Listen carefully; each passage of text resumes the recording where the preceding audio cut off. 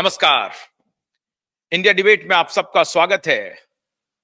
दोस्तों, जिस बात की प्रतीक्षा आप सबको थी और लगातार हमारे एसएसआर वॉरियर, देश के तमाम दर्शक प्रतीक्षा में थे, उनके मन में बहुत सारे सवाल थे कि क्यूवाइब नेटवर्क ने खबरें तो ब्रेक की हैं कि एसआईटी एक्शन में है, सीबीआई एक्शन में है, लेकिन उसका कोई प्रतिफल नहीं दिख रहा है।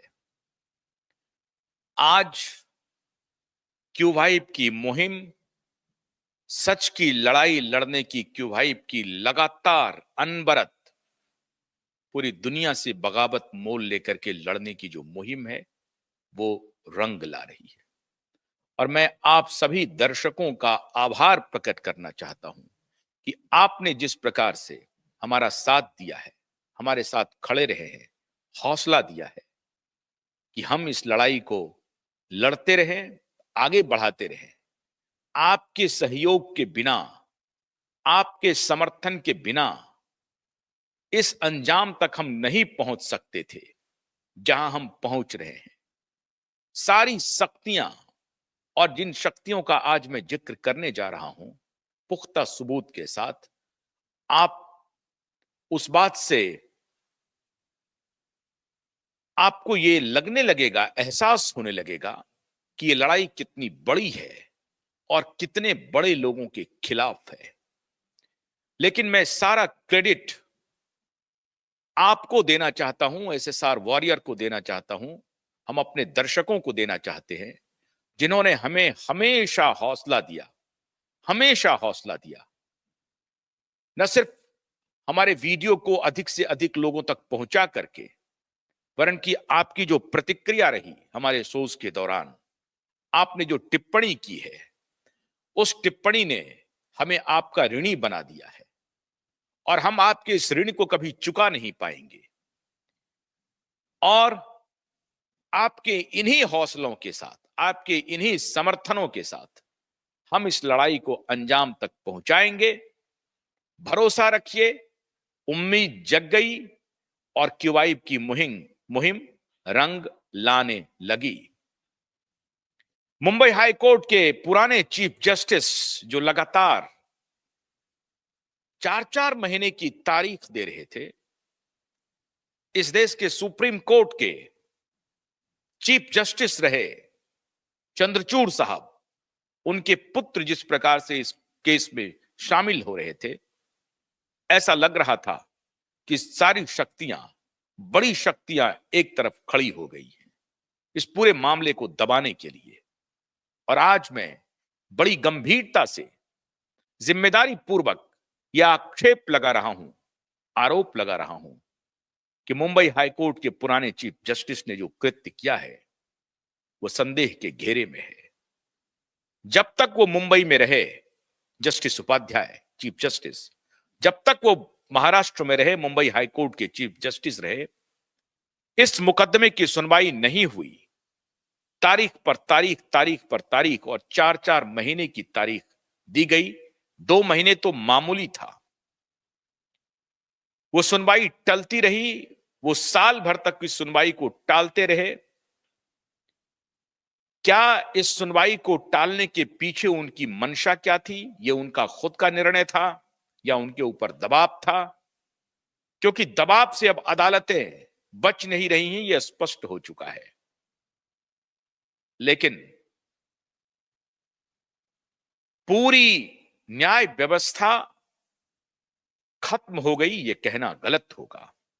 न्याय है, और हमने आपको कहा था कि न्याय में देर जरूर है, अंधेर नहीं है। और जिस जिस बात का हमने जिक्र किया, क्यूवाइब नेटवर्क ने किया, आपका अकेला ये नेटवर्क है, अकेला। अब कोई सैटेलाइट चैनल नहीं, जिसमें वो हिमाकत नहीं, जिसमें वो हिम्मत नहीं, जिसमें वो हौसला नहीं, जिसमें वो नैतिक संबल नहीं, जो वो ये कहे कि वो इस केस के साथ खड़ा है। कोई नहीं।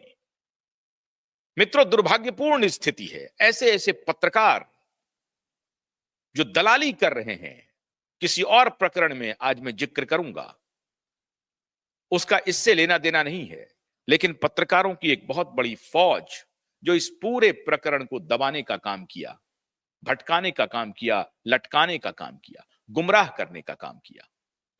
आज मैं बड़ी जिम्मेदारी से कह सकता हूं कि पूरे देश में अगर कोई एक अकेला नेटवर्क इस मुद्दे के साथ खड़ा रहा तो वो क्यूबाइब नेटवर्क है। और वो सिर्फ इसलिए खड़ा रहा क्योंकि आपका प्रेम, आपका आशीर्वाद और आपका साथ हर कदम पर क्यूबाइब नेटवर्क को मिलता रहा। मैं आपके प्रति नतमस्तक हूं, आभार प्रकट करता हूं कि आपके हौसले के बिना क्यूबाइब नेटवर्क खड़ा नहीं होता। हमें थ्रेट मैसेजेस आए, थ्रेट कॉल्स आए, लोगों ने कहा और आप सबने भी प्रतिक्रिया दी कि खुद को संभाल के रखिएगा। हम खुद को संभालते भी रहे, लेकिन सब कुछ ईश्वर पर हमने छोड़ दिया कि लड़ाई बड़े लोगों के खिलाफ है। अब ईश्वर ही इसमें कुछ इंटरवीन करेंगे और आज उनका इंटरवेंशन हो गया। आपको यह बताते हुए मुझे खुशी हो रही है मित्रों कि दिशा और सुशांत केस की सुनवाई मुंबई हाईकोर्ट में शुरू हो गई है। 23 दिसंबर को यह सुनवाई हुई, 23 जनवरी को, माफ कीजिएगा, कल। और यह पहला ब्रेकिंग मैं आपके सामने ला रहा हूं। सुनवाई हुई और आप हैरान हो जाएंगे। मैं सैल्यूट करता हूं नए चीफ जस्टिस आलोक आराधे जी को, जो तेलंगाना हाईकोर्ट से पहुंचे हैं। और आपको सैल्यूट करता हूं आलोक आराधे जी, पूरा देश आपकी तरफ देख रहा है और मुझे पूरा यकीन है कि आप जिस नियत से पहुंचे हैं वो नियत भी स्पष्ट दिख रही है, न्याय देने की, न्याय के साथ खड़े होने की।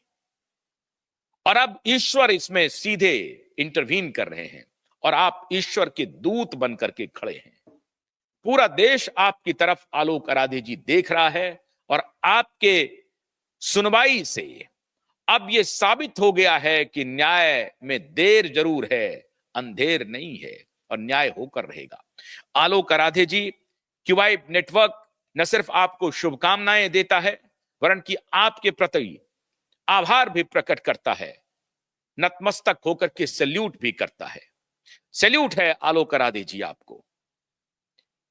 आप लाज बचा रहे हैं न्याय व्यवस्था की, पूरी न्याय व्यवस्था की लाज अब आपके हाथों में है।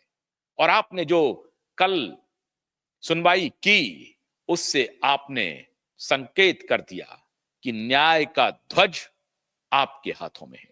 न्याय का ध्वज उनके हाथों में नहीं है जो झूठ बोल करके गए।